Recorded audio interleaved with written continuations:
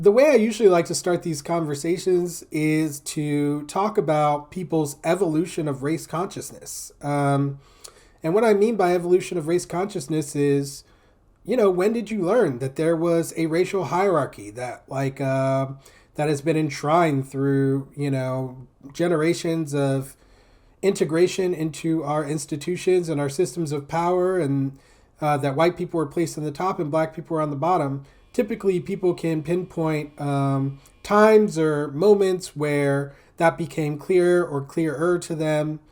I write about it, have written about it rather, and have created a poem about it. If you go to my YouTube channel, everyone, of the same name, the Contraband Wagon, you'll see a video there called Contraband of Race War. It kind of talks a little bit about my own personal evolution of race consciousness. But Drew, I'm curious about yours, brother. So when did I become aware of that? I honestly, I don't know that I could pinpoint any particular moment or moments. I grew up in a little pig farming community in Southwest Michigan. We had one stoplight, it blinked at night, no McDonald's, and it was a small town. And what I when I reflect on my schooling, public school, I mean, I graduated with 89, so again, pretty small. In that schooling, I think I probably had the school was made up, or was probably more racially diverse than probably a lot of people, and that I think is a good thing. But there certainly was at least some understanding. I mean, you just sort of, at least I think, probably just develop that understanding, and you notice some of the things that might be evidence of the thing, that the sort of hierarchy. And of course, in school, we learned, some of the pieces of history that would reinforce that. Okay, so sounds like you had some diversity in your very small kind of graduating class, school class, and whatnot.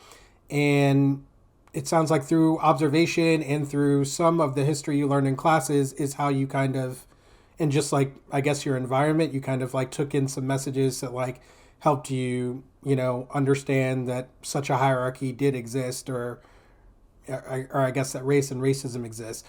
You never had any conversations about it with your family or at home or anywhere outside of school, outside of a historical context? I probably did. I'm not, I don't know that I could pinpoint or remember any of them specifically. I mean, I'm an old crusty dude at this point, 53. So yeah, lots of things I certainly don't remember from, my childhood. Um, so no, I don't know that I'm sure I did. I'm sure it was part of some of the conversations that I would have had, but I don't know that I had any explicit ones that I can recall at this point. Sorry. No, no, that's okay. It's perfectly fine. There's no requirement that you had a certain experience or remember a certain thing or live a certain life. This is just so that we can get an understanding of kind of where we're coming from, right? Because I think that your experience so far, right, that you had a diverse class, that's not a super common experience for people. That you got some education about the history of race. You didn't get into any specifics about what you actually learned, but there's a wide, I'm sure you know as an educator, there's a wide variety of information that's taught on the subject of race and racism. Some of it literally contradictory. So, and much of it limited in scope and depth. And so, I think I always try to ask about people's evolution of race consciousness first to just try to get an idea of what kind of experience each individual person has had. The same way when you're teaching classes, right? You want to meet people where they're at. It's no different in this conversation. And I think it's even more important actually because finding common ground to kind of start from is pivotal in a discussion of a topic that's very emotionally charged for a lot of people and Also, it's very complex and difficult, and a lot of people think it's very easy, which is not the case. It would be awesome if everyone was having the same kind of experience as you, like the way that you've described it so far. Like, just thinking that it's totally natural to have racial integration. That having people who are non-white in positions of power isn't a big deal. That is virtually invisible. It'd be such a wonderful environment if that were kind of what everyone's experience was. But your experience is quite rare, and it kind of reminds me, and this is relevant because of the affirmative action case that recently came out with the Supreme Court. So I went to law school at Fordham Law School, and I was a research assistant for a professor who was clerking for a Supreme Court justice at the time the Grutter case came out, which is one of the famous cases in the kind of affirmative action and race-based decision-making in higher education cases. So I did a lot of research on affirmative action and understanding kind of the history and also some of the backroom discussions that were had regarding this issue. And one thing that I noticed, I actually had this professor for a civil procedure course, one of the first year courses you take in law school. And the first thing she did, she was a black woman, and the very first thing she did was she started just giving all her credentials in the first class. And I knew exactly why she was doing that. I don't know if other people in the class did. I was the only black person there, so maybe not. But I knew exactly why she was doing that. She was doing that to let people know that, I'm not just here because I'm a black woman. I worked with the Supreme Court. I've worked for a private law firm. I've done all these cases. I've had all this experience, blah, blah, blah. And I remember thinking that it was sad that she had to, announce that in order to, build some immediate respect and respect for her professional accomplishments and for just her standing in front of the room of 80 people to teach us civil procedure. And the reason why I understood it is because, when I grew up, brother, I was definitely an exceptional child, beyond the regular, definitely a small sliver of a percentage of people in terms of, I knew algebra before I entered kindergarten. I was reading voraciously before I entered school. So it was very unusual. And talking about skipping me through grades or whatnot, if I had the right support, I could have been one of those kids who was in college by 10 years old pretty easily, to be honest. But I've won a ton of awards, given that that's my history through the course of things. And one thing that I've noticed is that no matter how many awards that I win, no matter how many opportunities to be on a panel or to mentor people or, to teach classes or whatever it is, you often run into a skepticism of your competence. It's just a regular occurrence, no matter what the context. And so it's been very difficult because there's this whole narrative out there about a merit-based society in the United States, that we are a meritocracy. But there's just so much evidence that I've experienced to the contrary of that, whether it's people questioning my competence constantly, or being surprised at the level of competence that I do show and expressing that openly, or making assumptions about my background or my competence in an academic environment or a professional environment, missing out on opportunities that I later found out from people directly involved in offering those opportunities that it was a race-based decision. So different experiences like that really show to me that we're still heavily into, there's still a lot of racism in the environment, in the society, that still dictates a lot of outcomes. But yet, I would say the narrative out there is that that's not the case, is that we've kind of somehow moved past it. And, I think that the decision the Supreme Court put down tries to reinforce such a narrative. We don't need affirmative action anymore. It's not really narrowly tailored means, what they're doing by considering race as a factor, one of many factors in the admissions process. Even though it's a tiny sliver of Black people who have benefited from affirmative action in higher ed, a very tiny number, that has been enough to have the court strike down affirmative action. Doesn't make sense to quantify racism. I'm a math teacher, for almost 2 decades now. So whether we should be quantifying stuff or not, is a question that I think is within my wheelhouse, especially in regards to race, as I've done a lot of study on it through the decades. I don't think it makes sense to quantify race or racism in the way that we quantify most things. Now, when I actually do try to use mathematics to think about race, I actually think of it in terms of infinities. And that's pretty advanced mathematics. For most people never get to studying like different kinds of infinities, how they intersect with each other, that kind of thing. It's it's a very advanced level of mathematics. So I don't think most people have the mathematical competency to quantify race or racism. So I don't think that's where our focus should be, first of all. Now, in terms of what we should be doing, what racism is, how pervasive it is and whatnot, how we should try to unravel it, whether we should keep the categories or try to shed them, I think it's, if we go back to what I said about being a math teacher, right? One thing I teach is problem solving, right? And racism you can think of as like the mother of all problems. It's a multidimensional, generations long problem. And so I think part of the issue that with why we're still dealing with it in the way that we are is because we haven't really passed the first step of problem solving.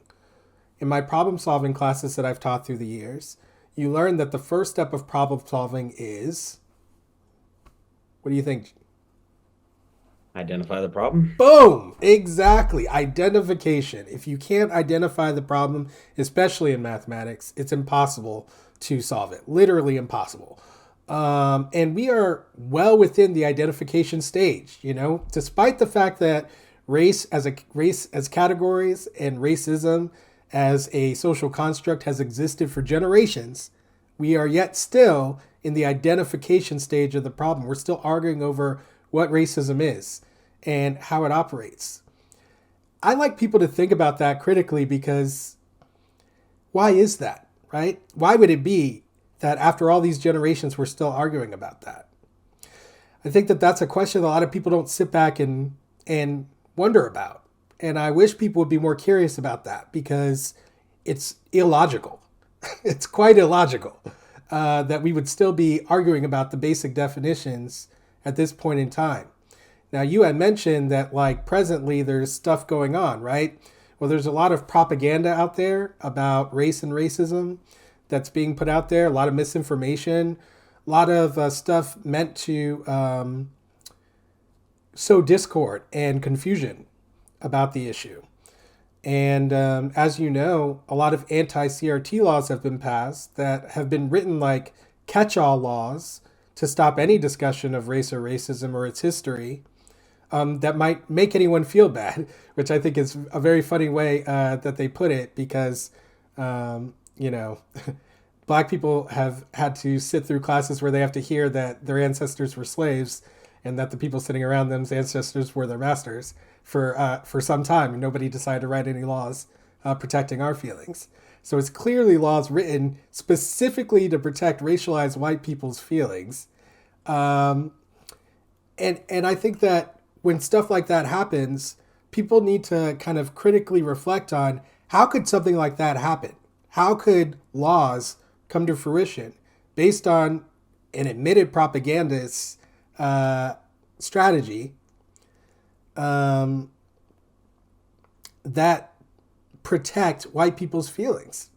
I think it's hard to suggest that racism isn't a thing, or that our levers of power are not intertwined with racial elements, when something like that is able to come to fruition in short order. Suggestion to her was, and this is something that I feel strongly about, is don't ban things.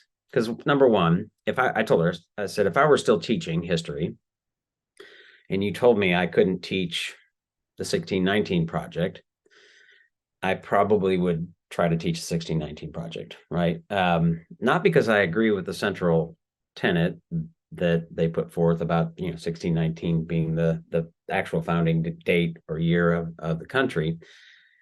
And I've talked with the 1619 Education Project Network folks on the podcast. And to the extent that that is an assertion, I told her, I said, I don't have to agree with it, but I would teach it because it's a heck of a question. It's a really interesting question from which you could unpack all kinds of interesting and useful actual content in history, right? It would give you an opportunity to engage students in a way that would be interesting, I would think, in the way that I think about teaching of history.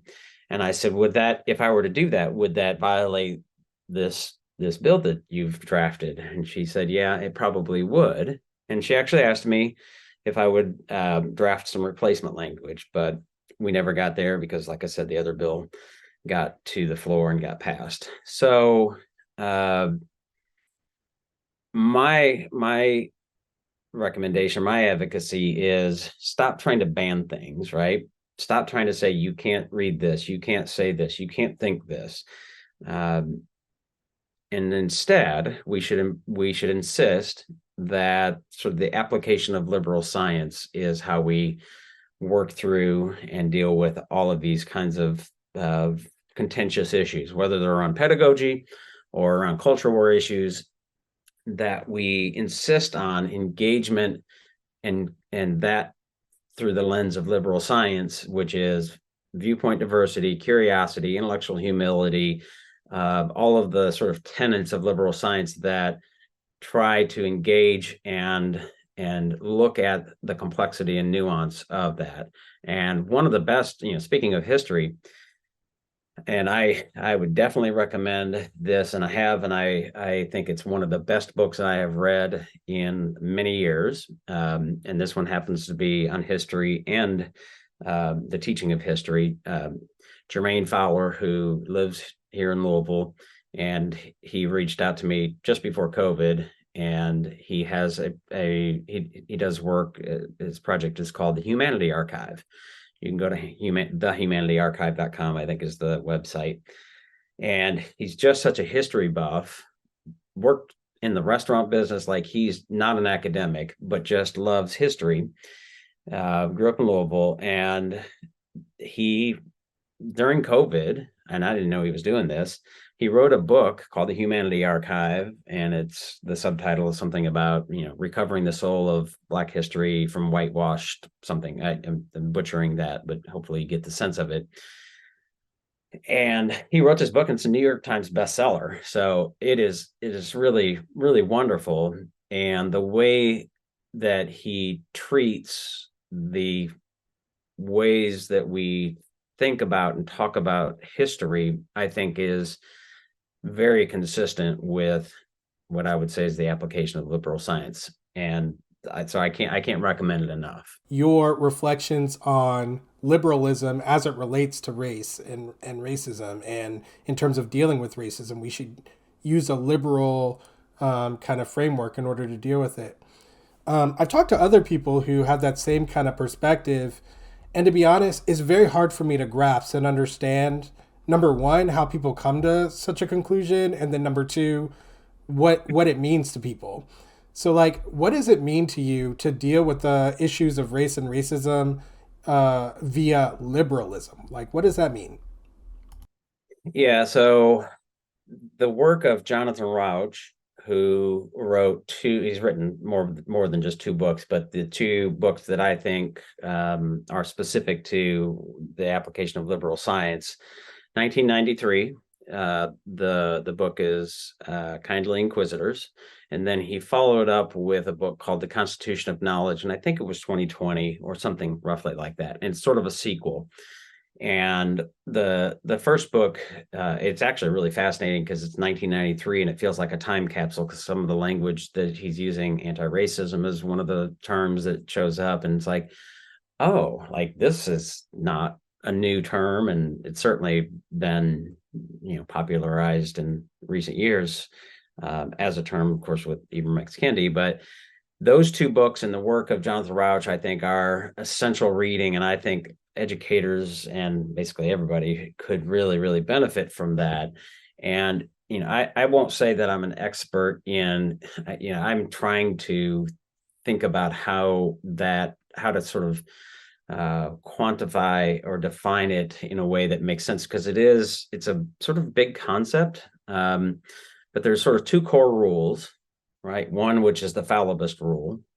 So no one gets the final say. You may claim that a statement is established as knowledge only if it can be debunked in principle, and only insofar as it withstands attempts to debunk it, right? So it's all of our ideas are open to criticism, and that's sort of one of the ways that we sort of determine quote unquote truth, which is sort of accepted. Like, this is what we accept that the earth is round now, not flat, right?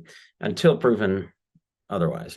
And then the other is the empirical rule. So no one has personal authority. So you may claim a statement has been established as knowledge only insofar as the method to check it gives the same result, regardless of the identity of the checker and regardless of the source of the statement. So those are sort of the two core rules, and then 10 commitments. And I can go through them if you want.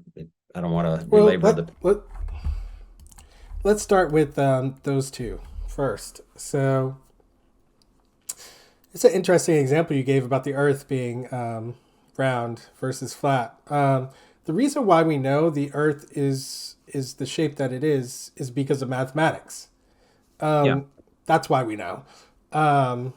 It's because of Pythagorean theorem. So it was proven using mathematics, which is how we literally prove any fact.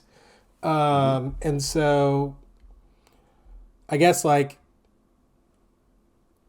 there's still people who don't believe the Earth is round, despite the fact that it's been proven. So I guess I understand why people should be skeptical of, narratives and ideas that are out there. But there is an absolute truth to the shape of the Earth, that's outside of anyone's interpretation of what it is. It's mathematically true that the Earth is not flat.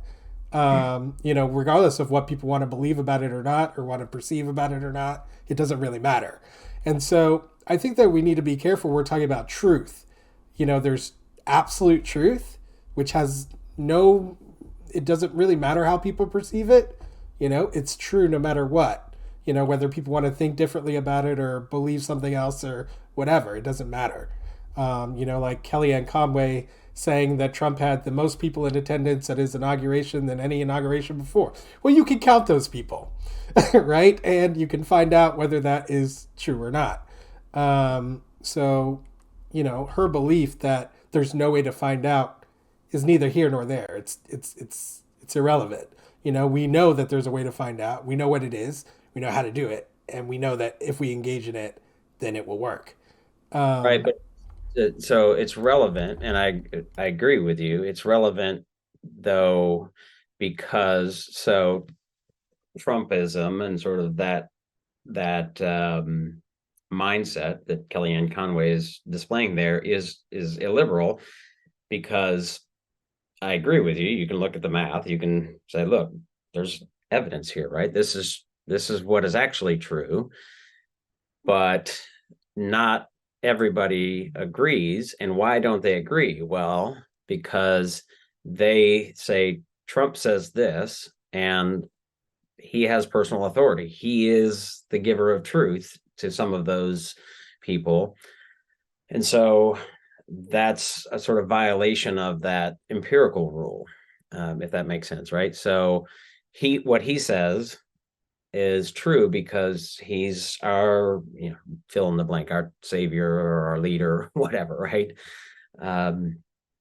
And so that I would say is a violation of liberal science. One thing that is interesting in this sort of social justice movement is that there can be a danger. There can be people who will look for and find racism in everything, right? I mean, whether or not it's really present or not, they'll say, oh, that person's a racist because they said this or identified that person.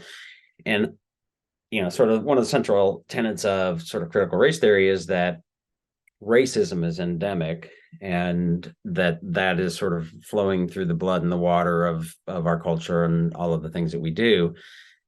And, I think there's certainly truth to that in some ways for sure. So in some sense, racism is everywhere, right? And it shows up in different ways, different gradations and extremity and, just subtle kinds of things. But is everything racist or racism? And that I think is interesting to sort of one of the complexities, and to be able to have that conversation and say, well, actually, is that racism? And be able to have that conversation without it being, oh, well, just asking that question means you're racist. And, it seems to me that there's some people that operate with that sort of mindset, which makes it harder to have the conversation.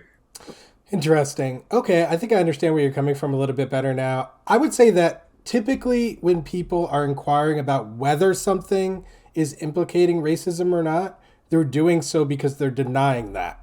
They're not typically doing it in terms of some kind of an investigation or a curiosity. Like I said, I think for the most part, there isn't a lot of curiosity about what is or isn't racism. People are fearful that racism might be as ubiquitous as non-white people say it is. And so it's like almost like a defense mechanism. People use it a lot that way in order to kind of say, well, I don't see it, or like, this isn't my experience. Well, some of those internal issues, just to give the audience a little bit more information, a lot of the people who were involved, got involved with the idea that they were going to take some action to fight against intolerance and racism. That was the foundation against intolerance and racism. But ultimately realized after many, many months that they hadn't done anything yet. And it became apparent to many of the people in the organization who were on the record speaking on this that it didn't seem like the organization ever actually had an intention to do anything. So, I think that organization was first held up as being this the premier anti-racism organization. I think a lot of people would point to their writings and their board of advisors as people who were doing the right thing and this and that, but they themselves were having a different kind of experience than what the kind of overall narrative was. So it's very difficult sometimes to understand what a group is and how they're operating and what their intentions are just by looking at the information that they put out on their websites or, their articles and whatnot. It really takes a deep dive because a lot of, in the race context, like I said, mudding the waters is like a generations long project of white supremacy. Like there is a long storied history of making sure that people cannot understand this topic and cannot decipher it and do not gain an understanding of it. And I feel like a lot of people just don't know that. They just don't know that that's our history. It's not something that most people want to understand, and it's not something that the government has made a point to make sure that people understand. In fact, it's exactly the opposite.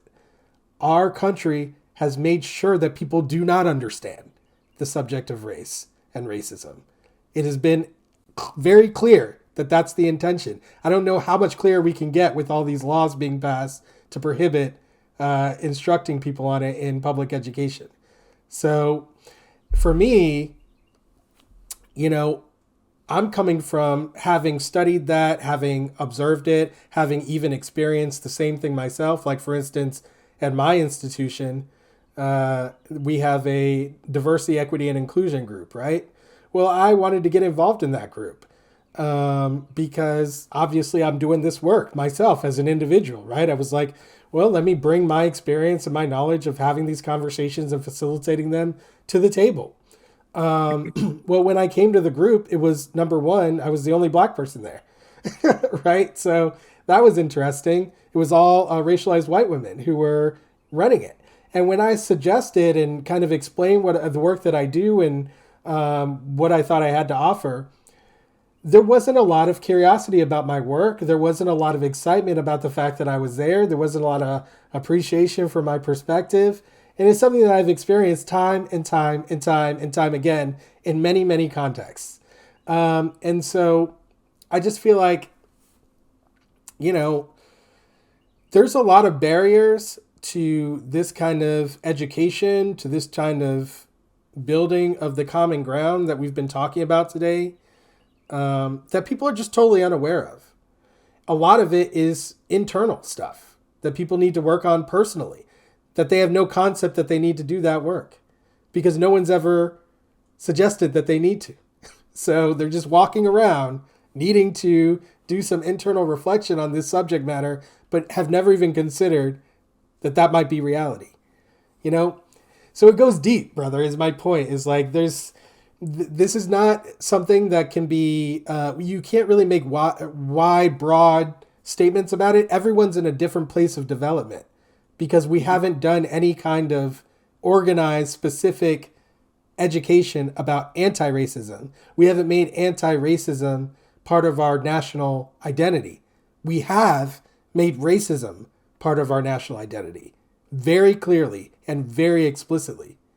And so I just feel like a lot of people don't want to accept that reality, even though I don't think that there's any evidence that anyone can point to that makes that not true. You know, if you go on my YouTube channel, you'll see a very short, like 1.5 minute video, 2 minute video or something that I made. That's an excerpt from a conversation I had with, remember, anyone can join the Contraband Wagon. It's just a random guy, you know, from Maryland. We actually had a very interesting conversation off screen about drug addiction as he was struggling with that, and gave me a lot of information, you know, that I wouldn't have been able to glean from somebody who wasn't struggling with it. You know, it's not something you can learn from reading books about it. It's not something you can learn from looking at stats about it, you know? So even in my own exploration of things that I'm not familiar with, right, I'm still trying to enshrine those liberal values that you were mentioning. I understand that he's coming from a place of specialized knowledge with information that I wouldn't know myself as somebody who's not addicted to drugs and not doing drugs like in the streets like he was. So anyway, the reason why we were having that conversation is because he said that it was crazy for me to think that the United States was a white supremacist nation. So I asked him, you know, does he believe that the United States has a long storied history of being a white supremacist nation? And he said yes. And I said, when do you think the country changed from being a white supremacist nation to being something else? And then he sat there and he was just thinking for 18 seconds. And there's a little timer that goes that counts it up. You can watch that in the clip. But the reason why I put that video out was not to shame him or anything like that or to criticize him, but it was just to go to show that he believed it was crazy for me to believe that, but he could not even identify right away when we may have had some kind of a switchover. So there's a lot of cognitive dissonance that people have about acceptance of the history of this country in terms of its racial history, which is honestly deplorable and disgusting and very difficult to read about and to learn about and to accept as our nation's history. And from the founding fathers on, the people in power in this country have always been ashamed of that history and of their own actions and of their own beliefs and of the consequences of what those beliefs and the induction of racism into our country's power structures and institutions will have on the country. And we are reaping the legacy of those decisions, as we always were going to, as they always knew we would. That's what's happening. And unfortunately, we don't teach our history that way. We don't teach a history of race that way. So a lot of people cannot understand what's going, they have no context to put the current events into. So they end up creating stuff. They end up creating their own things. And they never reflect on whether that makes sense to do. Does it make sense to create your own framework when there's a generations long history? Does it make sense to create your own framework when we have quite an extensive amount of knowledge of scholars who have studied it, who have broken it down in many different ways for people to understand? And that's kind of what I'm trying to get people to self-interrogate about their own beliefs on this subject matter. Whether it makes sense to think that you're the first person to think about these issues, or like first person to think about them in a certain way. Like, these issues have been thought about over generations, up and down. There is no one bringing anything new to the table here. And so I just feel like we're never going to get anywhere until we get that common ground. And I think the difficulty in getting that common ground lies largely with